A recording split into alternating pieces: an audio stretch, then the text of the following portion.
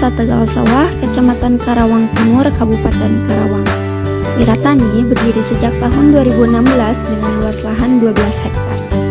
Wiratani merupakan area pertanian terpadu dengan pola integrasi unsur pertanian, diantaranya tanaman tahunan, tanaman pangan, hortikultura, peternakan, perikanan, pengolahan limbah dan pasca panen dengan mengedepankan model pertanian terpadu yang ramah lingkungan.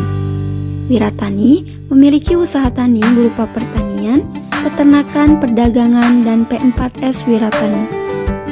P4S Wiratani adalah penyelenggaraan kegiatan sosialisasi, pelatihan, dan juga penyuluhan tentang edukasi dalam hal pertanian terpadu dan pengelolaan lingkungan bagi masyarakat.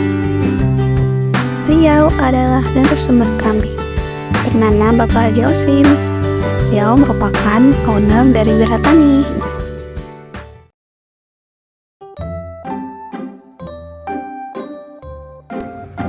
Berawal dari sistem pertanian kita yang mulai dari Orde Baru yang menggunakan pupuk sintetis, yang awalnya kita berhasil bisa sudah sembarang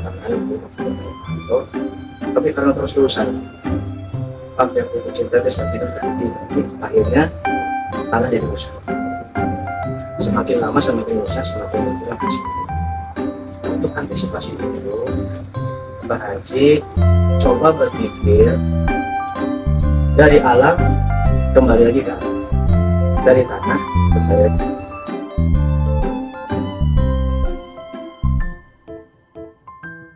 Pikirkan bagaimana caranya beli domba siap saji di atas meja.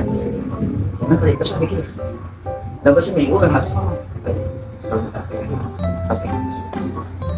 Berarti kan aja habis tuh ya. Yang awalnya sebulan 1 ekor, sebulan 2 ekor, sekarang sebulan bisa berapa ekor? Hampir 200 ya? Amin.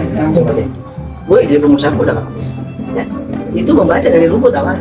Terus apa aja yang dikembalikan ke alamnya lagi, apa yang dikembalikan ke tanahnya lagi? Kotoran ya, kotorannya balikin lagi ke sana. Setelah diproses fermentasi balikin lagi ke sana untuk memuliakan tanah, mengembalikan kesuburan. Nah disitu ya terpadu. Sambil kita dipikirin kalau domba itu usaha mungkin bisa per 6 bulan, kalau terus bagus bisa per 6 bulan karena anakannya per 6 bulan rata-rata. 6 bulan pertama udah bisa dijual, 6 bulan keduanya setahun nanti yang anakan pertama bisa dijual, anakan lagi kan nanti bisa kalau terus-terusan berjalan bisa meningkat sekali. Itu usaha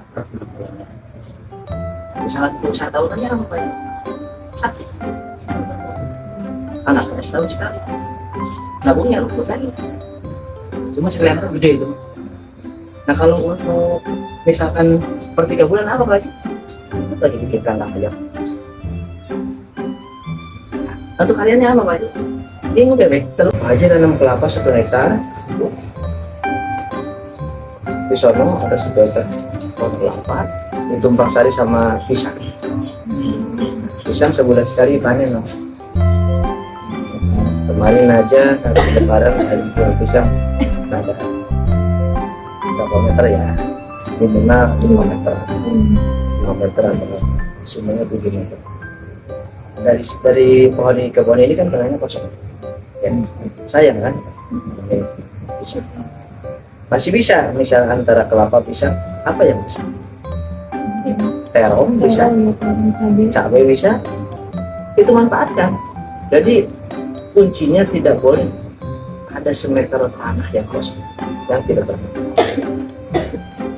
Sisa tanaman rumput tumbuh, siapin rumputnya, rumputnya dialihkan, jadi keluar.